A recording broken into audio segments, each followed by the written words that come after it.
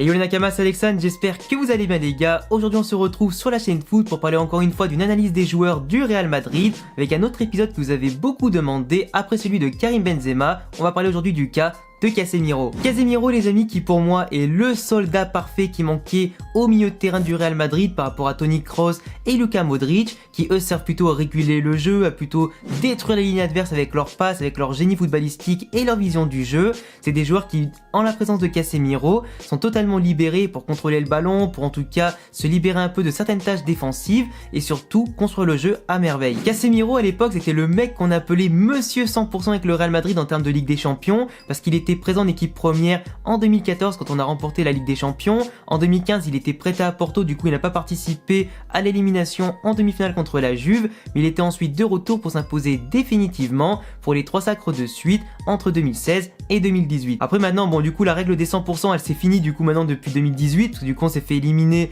par l'Ajax et Manchester City, mais c'était un mec qui dès qu'il était là en Ligue des Champions, on remportait la coupe, il apportait une solidité qui était pour moi absolument incroyable, il apporte toujours cette stabilité et on montre très clairement aujourd'hui que quand Casemiro n'est pas sur le terrain, c'est des matchs qu'on va souvent perdre, ou du moins on va prendre beaucoup de buts, on aura beaucoup moins de stabilité que par rapport à quand il est là. Casemiro c'est la sentinelle de Zidane, c'est le soldat de Zidane, c'est lui qui apporte la stabilité, qui permet surtout à Modric et Kroos, comme je le disais, de se libérer, de déployer du jeu, car s'ils sont un petit peu détachés des tâches défensives, ça permet simplement au jeu du Real d'être beaucoup plus vertical, d'être beaucoup plus rapide, beaucoup plus construit, on s'en sort beaucoup mieux forcément avec des joueurs qui sont beaucoup plus frais, qui sont beaucoup plus concentrés sur les tâches de création du jeu, plutôt que de devoir créer du jeu et en même temps défendre. Même si bien évidemment, Kroos et Modric sont deux marathoniens qui récupèrent beaucoup de ballons, qui savent en tout cas faire un bon repli défensif, qui vont au charbon, qui physiquement et techniquement sont présents, mais quand ils maintiennent le ballon, ils ont beaucoup moins forcément à faire d'efforts défensifs, car on contrôle davantage le jeu et on se crée beaucoup plus d'occasions. Et Casemiro c'est aussi un joueur notamment qui va énormément au charbon, qui n'hésite pas à se sacrifier, à se mettre un petit peu en danger quand il prend des jaunes et même des fois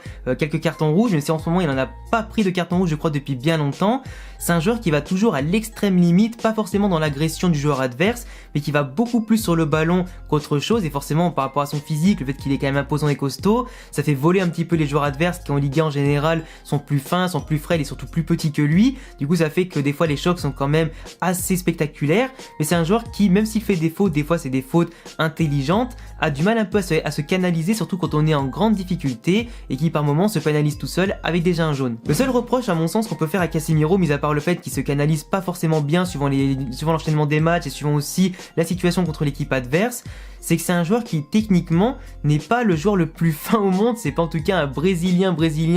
qui peut faire des sombreros à outrance, des roulettes et tout ça. C'est un joueur qui a plus de physique que de capacités techniques, et des fois dans le sens des relances ou des passes faciles qu'il va rater et tout ça, ça va en tout cas beaucoup se ressentir. On a un joueur qui est beaucoup moins complet à l'image de ce qu'on avait à l'époque avec Marcos Llorente. Certains d'ailleurs rigolaient un petit peu quand je disais que Llorente était à mon sens plus intéressant sur le terrain que Casemiro. Pourtant à un moment Casemiro était blessé et Llorente avait parfaitement pris le relais en tant que numéro 6 parce qu'il était aussi physique, il courait partout, il stabilisait l'équipe, il apportait de l'équilibre, il apportait surtout une belle vision de jeu, des relances plus propres, il est surtout meilleur Llorente avec le ballon pour dribbler, percer des lignes et surtout le prendre sur une plus grande distance et faire aussi des passes longues et des passes courtes. Mais il est vrai que physiquement, et même s'il était excellent, qui récupérait beaucoup de ballons, Casemiro apportait ce petit truc en plus dans l'abnégation et le placement qui faisait la différence. Après Llorente aujourd'hui c'est un joueur qui est aussi beaucoup plus complet parce qu'il peut jouer 6, 8, 10 ou attaquant. On voit en tout cas l'Atlético Madrid qu'il a franchi des caps astronomiques et qu'il est capable de faire des prestations hors normes défensivement et offensivement, alors que lui Casemiro est surtout un mec défensif mais qui va surtout apporter son impact et sa fraîcheur physique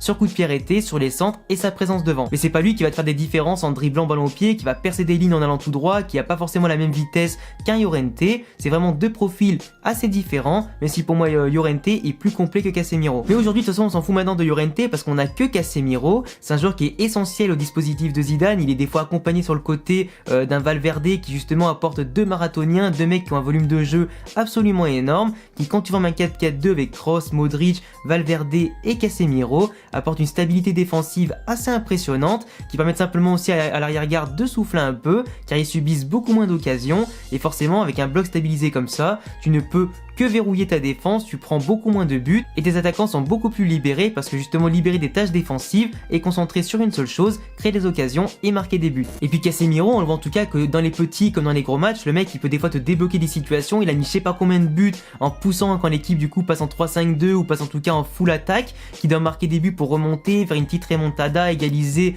ou des fois marquer le but de la victoire. C'est un mec qui même s'il est 6, sait qu'il peut y aller, qui peut s'imposer, qui a une bonne détente et tout ça, qui a une bonne maîtrise de la tête, donc pourquoi pas l'utiliser aussi dans ce sens-là. C'est un joueur en tout cas qui est très professionnel, qui se plaint jamais, qui fait partie surtout des cadres forts du vestiaire, qui de base n'était pas forcément un vrai joueur formé au club, hein, il arrivait quand même assez tard, puis il a joué un petit peu avec le Castilla, mais c'est un joueur qui a pris de l'importance dans le vestiaire parce qu'il montre sur le terrain et en dehors du terrain. C'est un mec aussi qui, on ne le montre pas, mais qui peut aussi hausser le ton pour recadrer certains joueurs et qui certes écoute beaucoup Kroos et Modric pour réguler le milieu, mais c'est le parfait soldat et surtout le parfait chaînon manquant qui manquait au milieu de terrain, un petit peu à l'image de ce que Benzema représentait pour la BBC. Bah là du coup c'est Casemiro qui lie parfaitement Kroos et Modric et leur permettre en tout cas de donner le plein potentiel au milieu de terrain, tout comme quand c'est Valverde qui joue, comme quand c'est Isco, Asensio, etc. T'as des joueurs quand même qui sont beaucoup plus sereins avec Casemiro quand il est pas là. Puis même quand t'as un 6 comme ça qui peut aussi combler aussi la montée des latéraux comme Mendy, comme Marcelo ou de l'autre côté comme Carvajal, c'est quand même assez intéressant d'avoir un joueur comme ça qui justement joue sur l'ensemble de la largeur, qui ratisse les ballons, qui peut apporter quelque chose de plus au milieu de terrain en termes d'impact physique. Donc voilà, en tout cas je pense que c'est tout ce que j'avais à dire sur Casemiro. En tout cas il n'y a pas forcément énormément de choses à dire parce que c'est un joueur qui se résume un petit peu à ça, hein, ses tâches défensives, son apport qui peut être offensif sur les coups de pied arrêtés ou dans les dernières minutes parce qu'il a tellement de coffres, tellement de volume de jeu que le mec n'est jamais fatigué, il peut continuer de courir intensément jusqu'à la 90e minute, c'est un poumon d'air frais, c'est le soldat de Zidane, un joueur professionnel qui travaille dans l'ombre et qui s'entraîne dur, sans se plaindre dans les médias, sans se plaindre sur le terrain, peu importe qu'il y ait une petite, une moyenne, une grosse équipe en face, il va se donner à 300%, avec bien évidemment l'amour du maillot et pour le club, et aider en tout cas l'équipe à remporter un maximum de titres. Je vous laisserai en tout cas les amis me dire en commentaire tout ce que vous pensez de Casemiro et aussi de ma petite vidéo sur lui pour analyser un petit peu son profil de joueur et tout ça et ce qu'il apporte sur le terrain et en dehors. Je vous laisserai également vous abonner et cocher la cloche et laisser de gros pouces bleus si vous kiffez mes vidéos football et sur le Real Madrid ou la Liga en général. Vous avez également le lien de tous mes réseaux qui s'affichent ici ou en description. Et à bientôt les amis pour prochaine vidéo. Ciao.